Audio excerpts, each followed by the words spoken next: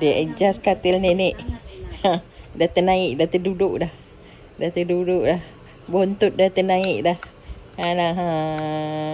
Nak pijit. Pijit mana? You jangan pijit yang last bawah tu.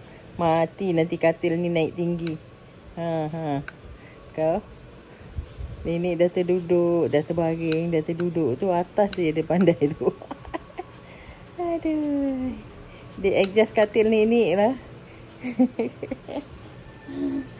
Bilang mama dia. Dia adjust katil nenek dia. Dah. Dah. Dah. Belum. Astaghfirullahaladzim. Mana lagi dia nak tekan? Tekan yang top tu tak apa. Jangan tekan yang bawah. Adik, you tekan yang bawah, katil nenek naik atas nanti.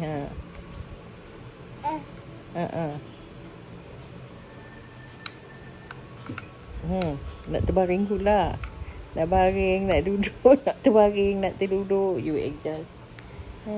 Apa lagi? Apa lagi adik? Oh, tak puas hati.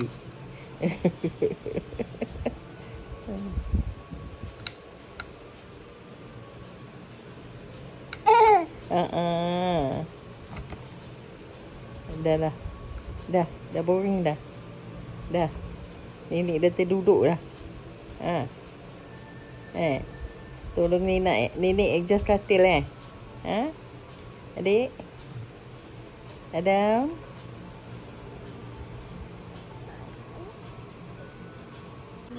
Main tisu pula.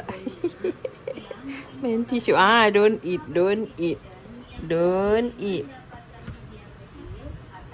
Don't eat, okay?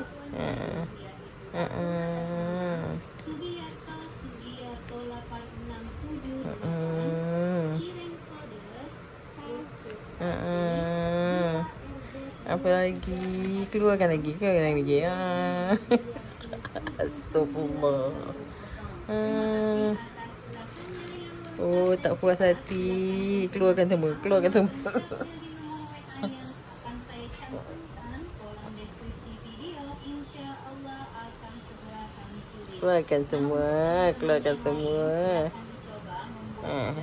Nak lap apa? Nak tolong nenek lap apa? Adam. Oh, tak puas hati. Keluarkan lagi. Astaghfirullahaladzim. Astaghfirullahaladzim, Adam. Projek baru tadi dah turun naikkan katil nenek. Ni main tisu pula. Don't eat, okay?